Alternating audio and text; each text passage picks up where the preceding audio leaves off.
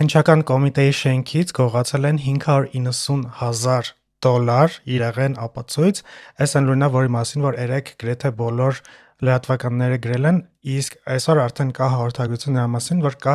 մեկ ձերբակալված։ Ձերբակալված անձը վարչություններից մեկի պետի ժամանակավոր պաշտոնակատարն է ու պնդել է, որ գողության հետ որևէ կապ չունի։ Արդեն կան մանրամասներ նրա մասին, թե ինչպես են գողացել այս $590,000, որը որ շատ հետաքրքիր է։ Ուրեմն ըստ հաղորդագրության այդ ամեն ինչը ոնց է եղել, մինչև $590,000 կորելը կորում է քննիչներից մեկի անցագիրը, այդ անցագիրը հետո մի օր անց հայտնվում է,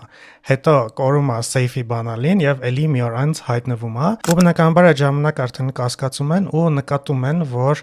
շենք անծանոթ մարդ է մտնում դուրս գալիս, նրան բռնում, կանգնեցնում են ու հարցուփորձ են անում, արդյունքում էլ նա տալիս է հիմա արդեն ձերբակալված անձի անուն ազգանունը, այդ ժամանակավոր պաշտոնակատար Գոռ Թադևոսյանի անունն է տալիս եւ հիմա Թադևոսյանը ձերբակալված է ենթադրյալ այս հանցագործությունը կազմակերպելու կամ աջակցելու հարցով։ Ուրեմն ենթադրյալ հանցագործը քննիչի անցագրով մտել է շենք եւ գրված է, որ ենթադրյալ հանցագործը հանգիստ ողջ գիշեր մնացել է շենքում, փողը դասավորել է ու միայն առավոտյան աշխատանքային ժամի սկսելուց առաջ